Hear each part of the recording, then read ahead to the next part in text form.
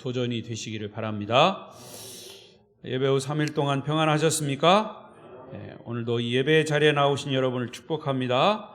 우리 옆 사람과도 인사하십시다. 또 만나서 반갑습니다. 잘 오셨습니다. 은혜 많이 받으세요. 감고사축 감사합니다. 고맙습니다. 사랑합니다. 축복합니다.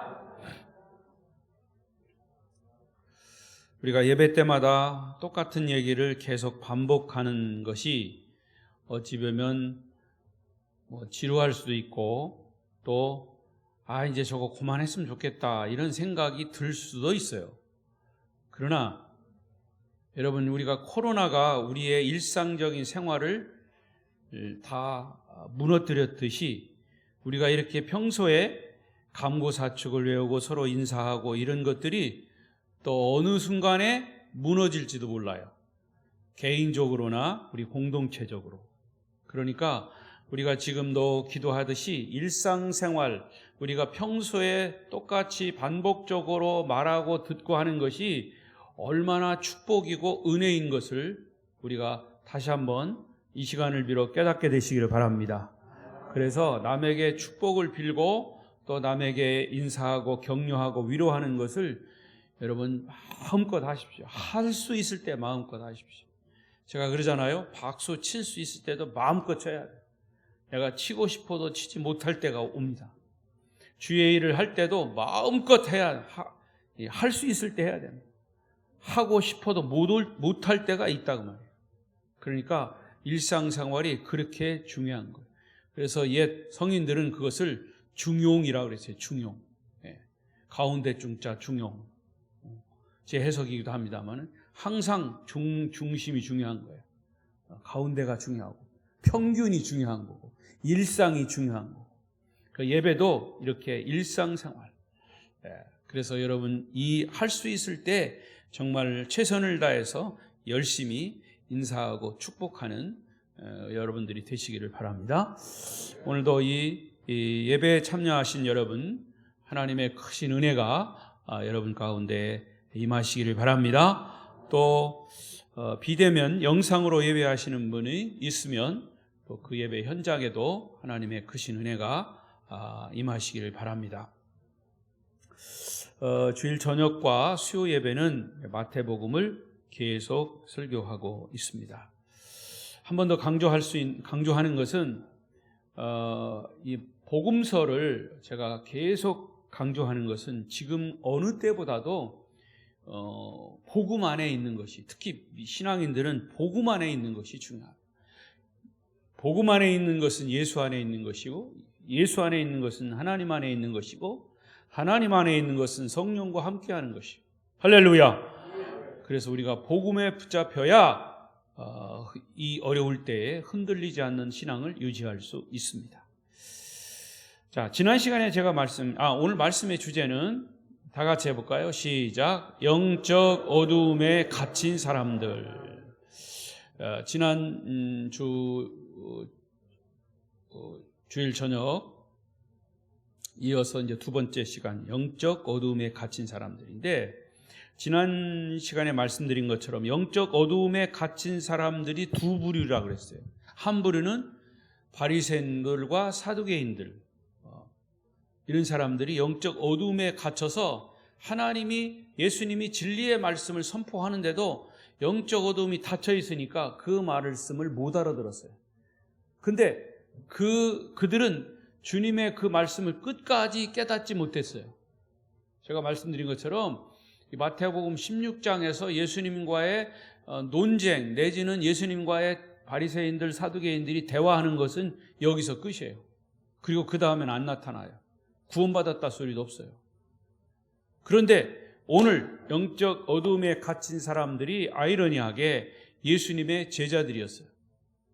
그런데 예수님의 제자들은 예수님께서 그들에게 계속 말씀할 때에 영적 눈이 띄어지고 귀가 열려서 그 말씀을 깨달았다 그랬어요. 그러니까 영적 어두움에 갇힌 사람일지라도 하나님의 말씀을 계속 던져지고 또 깨우쳐질 때 그것을 깨닫고 돌아오는 사람이 있는가 하면 이 바리새인 사두개인들처럼 계속 복음을 얘기하고 말씀의 진리를 얘기해도 깨닫지 못하고 오히려 마음을 닫고 돌아오지 못하는 사람들이 있다는 거죠. 여러분 모두는 영적 눈이 띄어지고 귀가 열려서 주님 안에 날마다 거하시기를 바랍니다. 또 강조하지만 저는 목회하면서 그 하나님이 하시는 거지만 최소한도 제가 목회하는 교회의 성도들은 지옥은 가지 말아야 되겠다. 전부 다 천국 백성이 돼야 되겠다. 아멘? 별로 실감이 안 나는 모양인데 아멘 소리가. 전부 다 천국 가야지 지옥 가는 사람 없어야 돼요. 그러니까 만약에 지옥 가는 사람이 한 사람이라도 있다면 하나님이 나중에 천국 가서 저한테 물으실지도 몰라요. 책임 추궁하실지도 있어요. 그래서 저는 그거를 생각해서 말씀을 복음으로 바로 전해야 되겠다. 그리고서 그것도 안 되는 바리새인 사두개인들처럼 그것도 깨닫지 못하는 사람은 이제 본인 책임이요.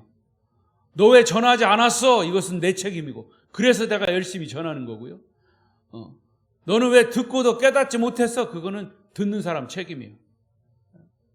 그러니까 여러분 예수님도 그랬잖아요. 너희는 만민에게 복음을 전하라. 때를 얻든지 못 얻든지 전하라. 전하는 거예요. 근데 듣지 않는 것은 듣지 못한 사람의 책임이죠. 우리는 열심히 전해야 돼요. 자, 5절부터 7절 말씀을 계속 보십시다.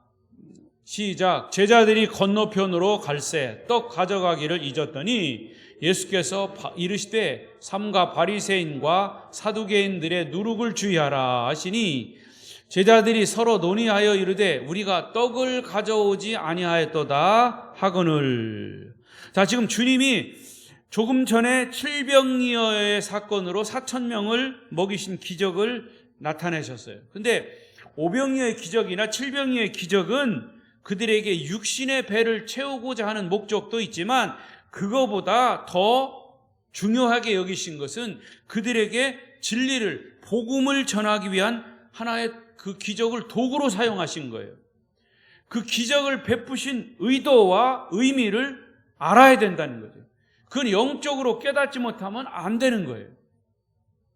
그런데 여기서도 제자들은 영적인 것에는 관심 없고 지금 육신의 떡에만 관심을 가지고 있어요. 떡을 가져왔냐 안 가져왔냐? 안 가져왔어. 안 가져온 거 가지고 지금 논의하고 있어. 그러니까 예수님이 그걸 볼 때 너희들은 아직도 떡에 관심이 있느냐? 그걸 물으신 거예요. 얼마나 답답하시겠어요. 영적인 진리를 계속 선포하는데도 바리새인들, 사두개인들은 그걸 못 알아듣고 못 깨닫고 있어요. 오히려 비아냥거리고 예수님에게 엉뚱한 질문을 하고 있어요. 근데 제자들마저도 이 떡 문제 가지고 막 논의하고 이걸 안 가져왔으니 어떡하냐 막 이거 가지고 있으니까 주님이 얼마나 답답해 계시냐. 이거는 마찬가지. 우리가 교회에서 복음이 선포될 때 이것을 못 깨달으면 누가 제일 답답해 하시느냐? 주님이 답답해 하셔요. 그래서 주님은 여러분의 마음의 문을 자꾸 두드리는 거예요. 벌써 육신의 눈이 감겨가지고 제가 지금 두드리고 있어요. 눈 뜨라고. 마음의 문도 두드리고 있어요. 여러분, 주님이 말씀을 통해서 자꾸 여러분의 마음을 두드리는데 여러분 딴 생각하고 있으면 안 된다는 거죠.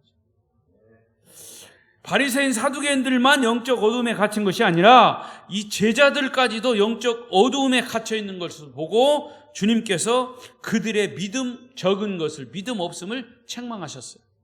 자, 그렇다면 왜 사람들은, 왜 바리새인들, 사두개인들은, 왜 제자들은 이렇게 영적 어두움에 갇혔을까? 왜 영적 어두움에 갇히게 될까? 이것을 몇 가지로 생각해 보겠습니다. 첫째는 영적인 어두움, 영적인 무지는 육신의 문제를 너무 깊이 생각하니까 그래요. 영적인 문제를 더 깊이 생각하면 육신의 문제는 따라오는 거예요. 그런데 육신의 문제를 더 깊이 생각하다 보니까 영적인 문제에 어둠에 갇혀버리는 거예요. 영적인 눈이 닫혀버리는 거예요. 자, 여기서 이 떡이라고 하는 것을 물질로 바꾸어서 표현해 보십시다. 여러분, 물질이라고 하는 것은 중요해요. 필요해요. 당장 문 밖에 나가면 시장에 가면 그냥 갑니까? 돈 가지고 가야 돼요. 그만큼 우리가 먹고 사는데 이 물질은 필요한 거예요. 하루 세 끼 밥 먹지 않고 살 수 있는 사람은 없어요. 맞나요? 밥 세 끼 못 먹으면 죽어요. 아니, 목사님 저 한 끼밖에 안 먹어요. 그건 자기가 안 먹는 거지. 그렇다고 두 끼 먹는다고 만약에 다 굶어봐요. 그럼 죽는 거예요. 그러니까 먹어야 산단 말이죠. 그래서 우리는 떡을 얻기 위해서 열심히 노력하고 있는 거죠. 물질을 얻기 위해서. 그것이 있어야 살아가니까.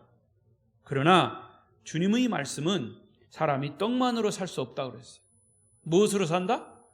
떡으로만 살 것이 아니라 하나님의 말씀으로 산다고 그랬어요.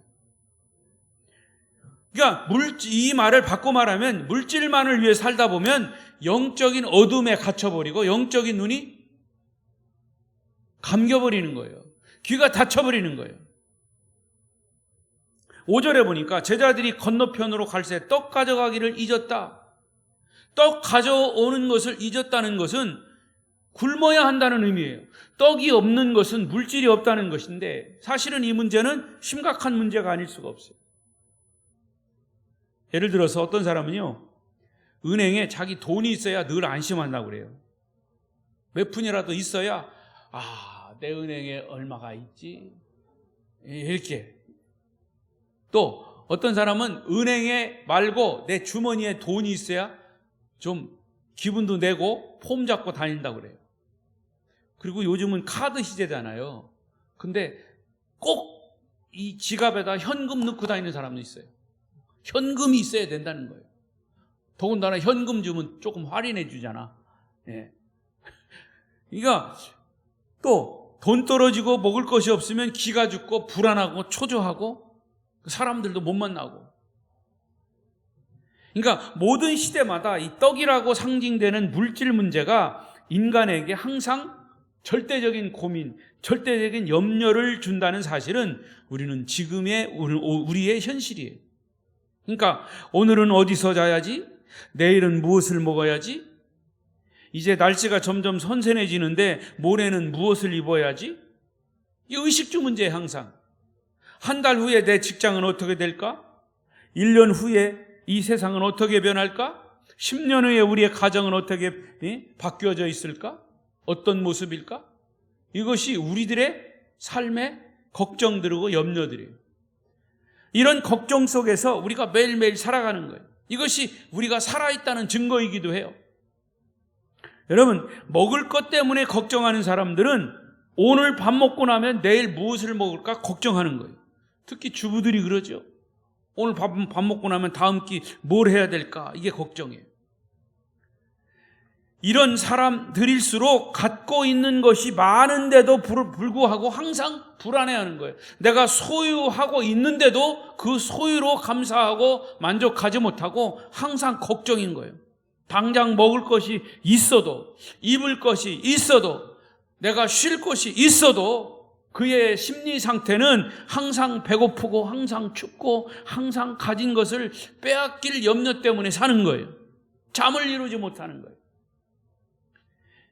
그래서 예수님은 6절에 보니까 예수께서 이르시되 삼가 바리새인과 사두개인들의 누룩을 주의하라 그랬어요. 자, 제자들과 사두개인 바리새인들이 이 떡에 관심이 있었어요. 그러나 예수님의 관심은 그들의 잘못된 진리, 바리새인 사두개인 제자들의 잘못된 교훈을 바로 잡고자 하는데 사실은 이 예수님의 관심이 있었던 거예요. 엄밀한 의미에서는 오병이어의 기적도 칠병이어의 기적도 그들의 잘못된 것들을 고쳐주기 위한 하나님의 놀라운 어떤 기적적인, 그래서 교훈을 주기 위한 메시지였는데 그건 관심이 없는 거예요. 야, 오병이어 가지고 5,000명을 먹으시고 12광주리가 남았대. 칠병이어로 4,000명을 먹이고도 남고 7광주리가 남았대. 뭐 이런 데만 관심이 있는 거예요. 그리고서 더 나아가서는 이런 예수님이 우리나라의 이 지도자가 되면 우리는 먹고 살 걱정을 안 해도 되겠다. 이런 거죠. 그래서 더 나아가서는 예수님 우편에 내가 앉겠다, 좌편에는 내가 앉겠다. 그것도 자기들이 힘으로 안 되니까 자기 엄마 동원해가지고 치맛바람을 일으켜가지고 치맛바람이 벌써 그때 일어났다고 그러잖아요. 여러분, 근데 그게 그냥 웃어넘길 일이 아니라는 거죠. 그게 우리들의 생각이고 인간의 그런 어떤 이 모습이라는 거죠. 자, 그러면 여기서 말하는 이 바리새인들의 누룩이 뭐냐?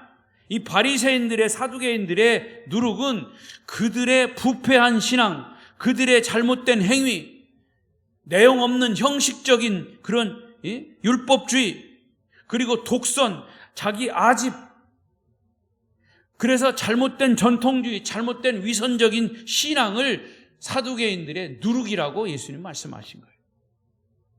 그러니까 그들의 이 누룩의 모습은 현재의 부귀 영화를 따르는 현실 타협주의, 합리주의 신앙, 잘못된 세속주의 신앙, 이런 것들이 누룩처럼 다른 사람에게 나쁜 영향을 준다는 거예요.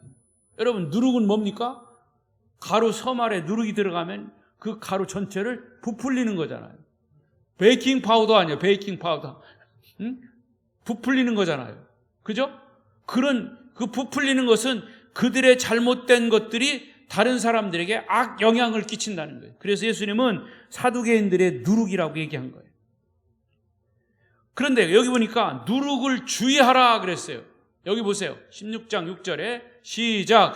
예수께서 이르시되 삼가 바리새인과 사두개인들의 누룩을 주의하라. 바리새인과 사두개인들의 누룩, 바리새인 앞에 뭐라고 써 있어요? 삼가라고. 삼가라고 하는 말이 왜 들어갔어요?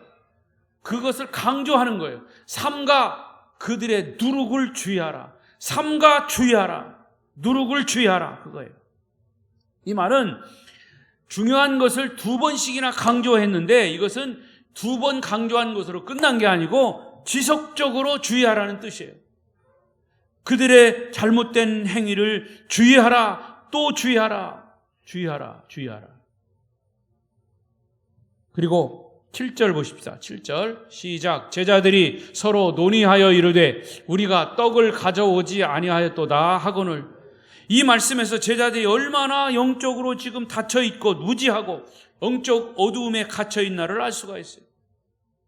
5절에서 떡 가져오지 않았다, 이걸 우리가 잊어버렸다 했는데 6절, 7절 내려가서 예수님의 말씀의 교훈을 귀를 기울이라고 그렇게 말씀하시는데도, 바리새인과 사두개인들의 누룩을 주의하라고 하시는데도 제자들은 지금 여기서 7절에서 야, 우리가 떡을 안 가져와서 어떡하냐?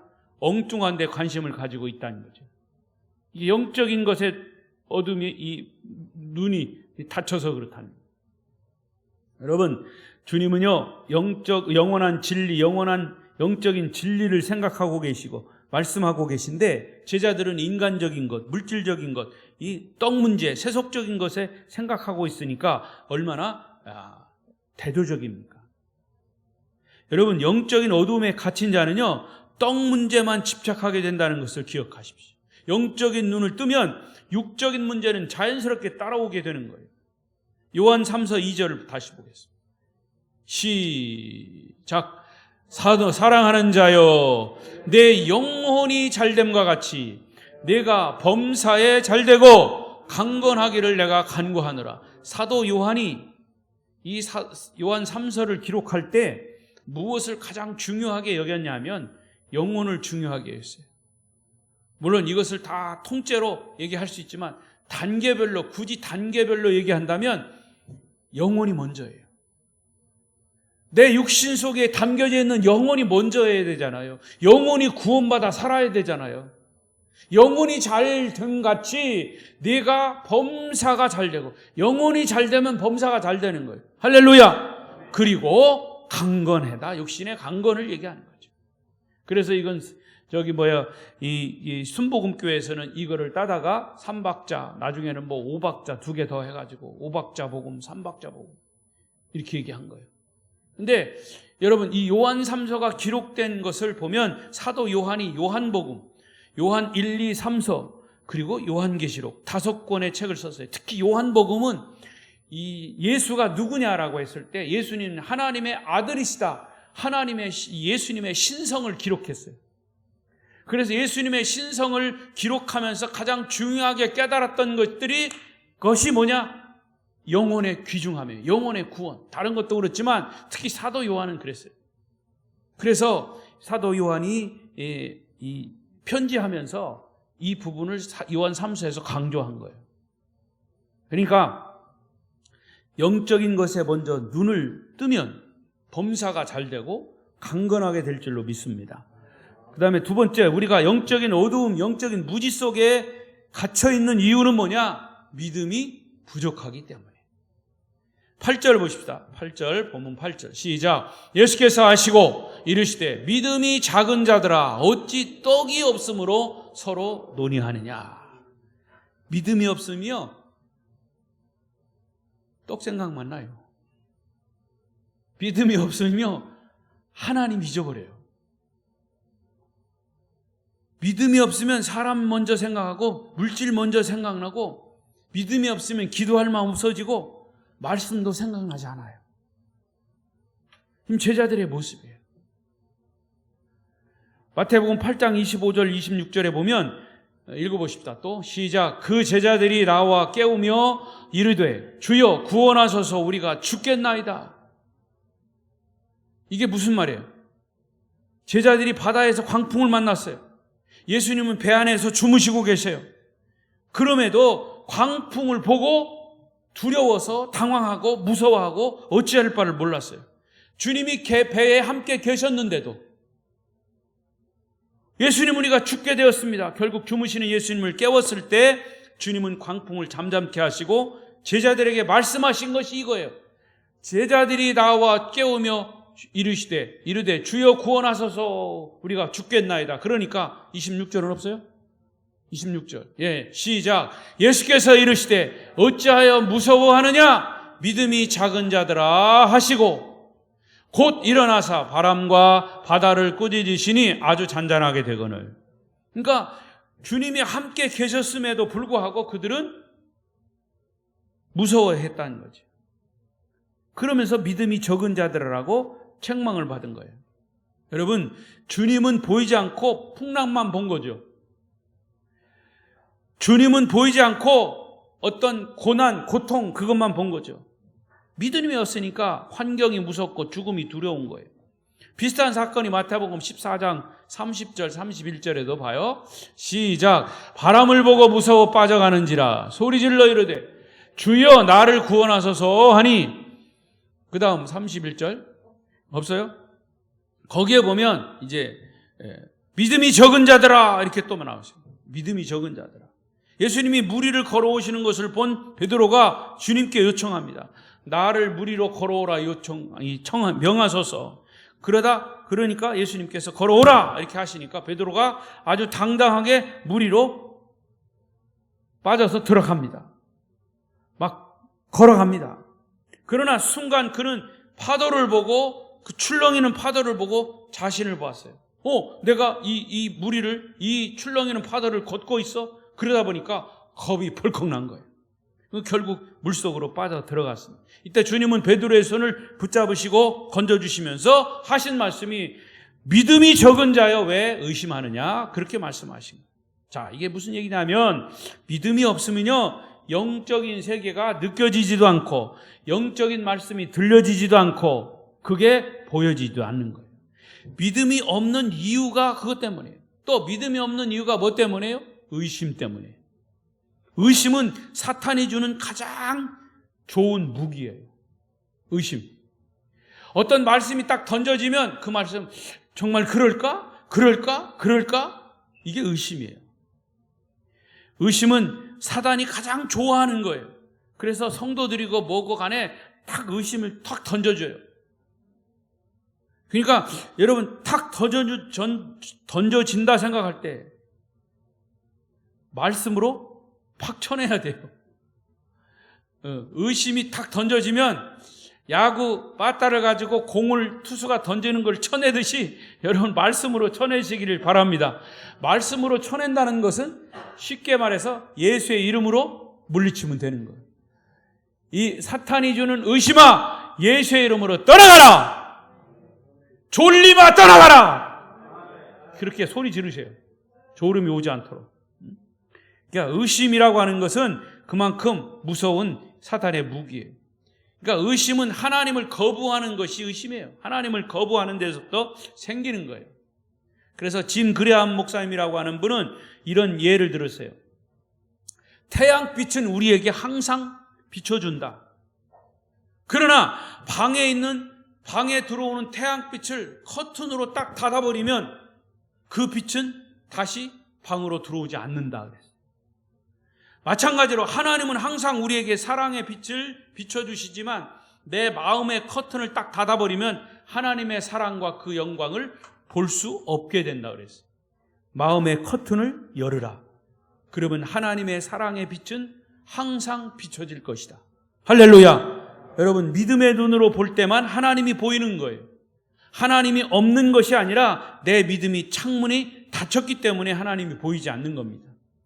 믿음의 창문을 닫아놓으면 거기에 어두움이 임합니다. 그게 영적인 어두움이에요. 결국은 영적 어두움에 갇혀버리고 마는 것이죠. 여러분의 믿음의 창문을 이 시간도 활짝 눈을 뜨세요. 활짝 여시기를 축원합니다. 왜 이렇게 오늘 눈은 감으신 분들이 많대요? 세 번째, 우리가 영적인 무지에 빠지는 이유는 뭐냐? 주님께서 하신 역사들을 잊기 때문이다. 주님이 나에게 과거에 하신 역사들을 자꾸 잊어버려요. 하나님이 살아계신 것을 잊어버리는 거예요. 자, 9절 10절을 보십시오. 9절 10절 시작. 너희가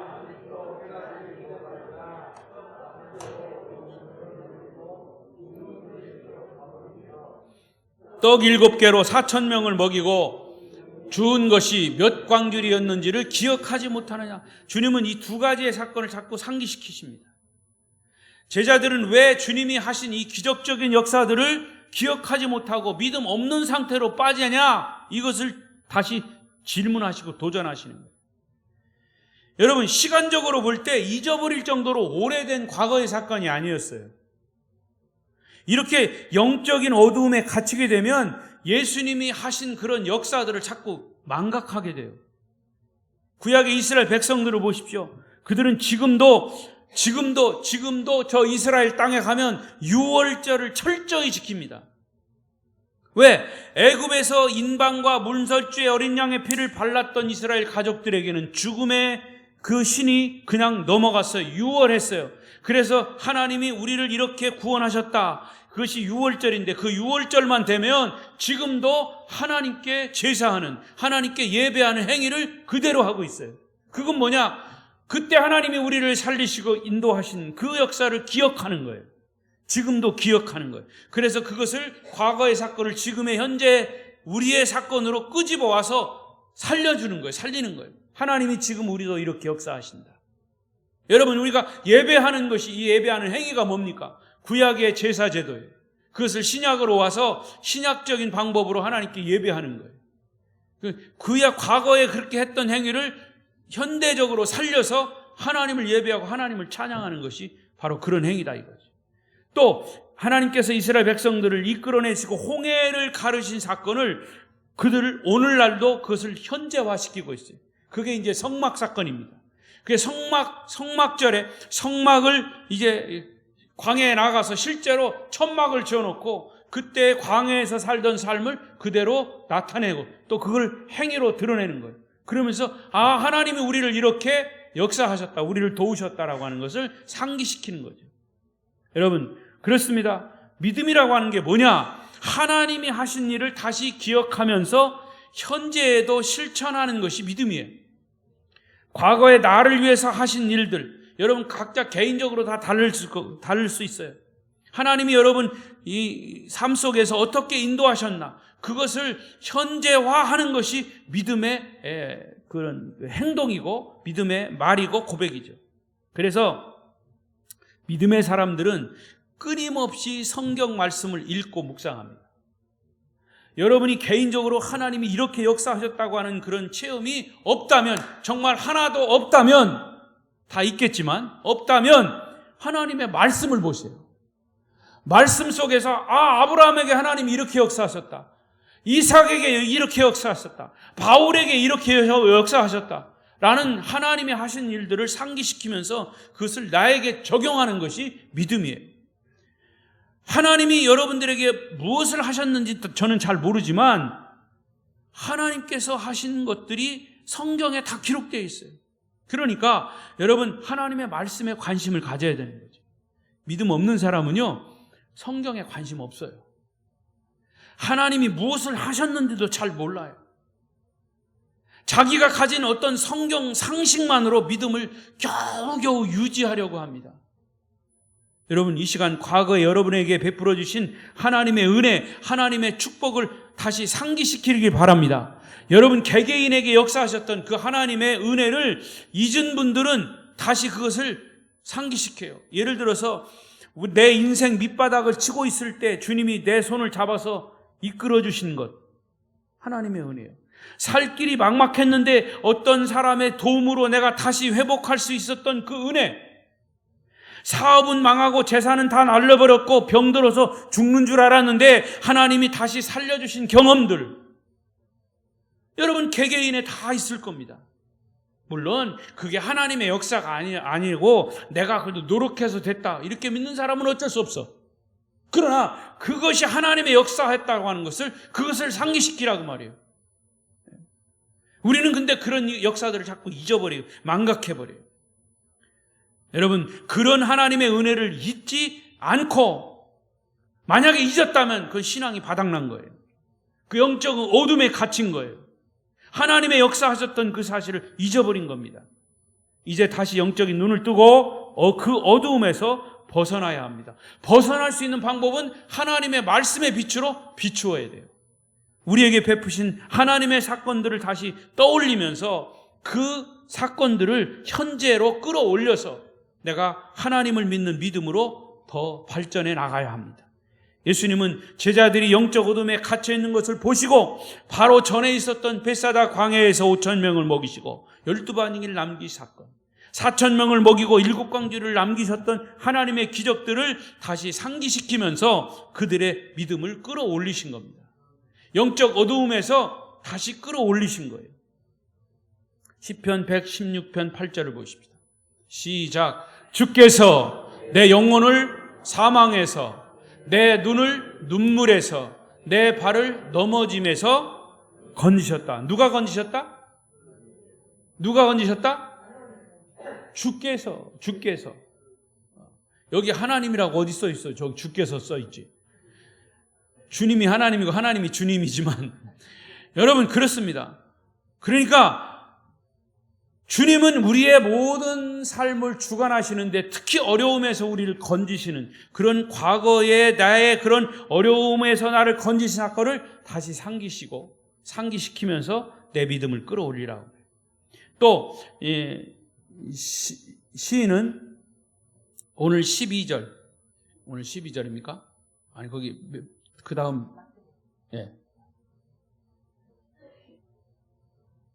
아니요 이거 말고 시편 없어요? 시편 116편 8절 말고 그 다음 없어요? 예. 여기 보면 시편에 이런 말씀이 있어요. 내게 주신 모든 은혜를 내가 무엇으로 주께 보답할까? 내가 구원의 잔을 들고 여호와의 이름을 부르고 여호와의 모든 백성 앞에서 나는 나의 서원을 여호와께 갚으리로다. 시편에 보면 그런 말씀들이 많이 나와요. 하나님이 내게 주신 은혜를 무엇으로 보답할까? 여러분 하나님이 여러분에게 은혜를 주셨습니까? 그러면 무엇으로 보답하시게요? 우리가 보답할 수 있는 것은 말씀 그대로 내가 구원의 잔을 들고 여호와의 이름을 부르며 여호와께 감사하리로다. 무엇으로 보답하는 거예요? 여호와의 이름을 부르는 거예요. 그게 찬송이 될 수 있고 예배가 될 수 있고 또 감사가 될 수 있는 거죠. 여러분 죽기까지 주님의 은혜를 기억하며 감사하시길 바랍니다. 이제 오늘 말씀을 정리하겠습니다. 우리는 오늘 교회에 나오는 동기, 교회에 나오는 목적을 새롭게 이제 정리해야 합니다. 우리 성도들의 관심은 정말 떡에 관심이 아니라 진리인 복음에 관심을 가져야 합니다. 복음에 관심을 갖다 보면 물질은, 떡은 따라오는 거예요. 영혼이 잘 돼야 범사가 잘 되는 거죠. 그리고 이런 사실들은 예수님이 직접 말씀하신 거예요. 우리 육신은 밥을 먹어야 삽니다. 그러나 밥에 종노릇을 하지 말아야 합니다. 물질이 없으면 우리는 살 수 없어요. 그러나 물질이 우리의 삶의 목적은 아닙니다. 마음의 문을 열고 믿음의 눈을 떠야 합니다. 믿음이 부족하면 하나님이 보이지 않고 영적인 사건이 해석이 되지 않아요. 소위 답이 안 나오는 거예요. 그러나 믿음의 눈을 뜨면, 믿음으로 나아가면 영적인 사건이 보이고 진리가 깨달아집니다. 여러분, 각자에게 주님께서 행하신 일들을 다시 상기시키십시오. 그리고 우리에게 베푸신 그 은혜와 축복을 다시 회상하면서 현재의 삶에 감사함으로 적용하시기를 바랍니다. 그리고 그것을 과거로 그냥 자꾸 묻어버리지 말고 현재 나의 것으로 다시 만들어 가십시오. 그러면 하나님의 은혜가 다시 지금 삶의 현실에서 보여지고 나타날 것입니다. 하나님이 손이 짧아서 우리를 구원하지 못하는 것이 아니라 그랬습니다. 하나님이 인색해서 병을 안 고쳐주시는 것도 아닙니다.